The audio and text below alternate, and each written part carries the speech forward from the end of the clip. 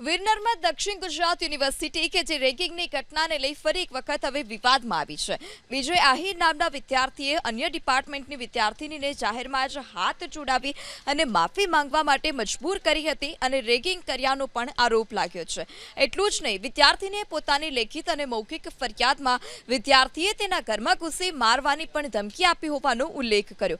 વિદ્યાર્થીનીની ફરિયાદને આધારે યુનિવર્સિટીના સત્તાધીશો એક્શનમાં આવ્યા છે. તાત્કાલિક આ મુદ્દે તપાસના આદેશ પણ આપવામાં આવ્યા. વિદ્યાર્થીનીની ફરિયાદ એન્ટી રેગિંગ સેલને રિફર કરવામાં આવી છે અને જો રિપોર્ટને આધારે યુનિવર્સિટી સત્તાધીશો આરોપી વિદ્યાર્થી વિજય આહિર વિરુદ્ધ કાર્યવાહી કરશે.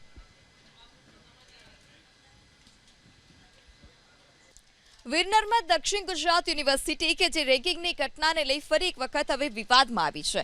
વિજય આહિર નામના વિદ્યાર્થીએ અન્ય ડિપાર્ટમેન્ટની વિદ્યાર્થીનીને જાહેરમાં જ હાથ જોડાવી અને માફી માંગવા માટે મજબૂર કરી હતી અને રેગિંગ કર્યાનો પણ આરોપ લાગ્યો છે. એટલું જ નહીં, વિદ્યાર્થીને પોતાની લેખિત અને મૌખિક ફરિયાદમાં વિદ્યાર્થીએ તેના ઘરમાં ઘૂસી મારવાની પણ ધમકી આપી હોવાનો ઉલ્લેખ કર્યો.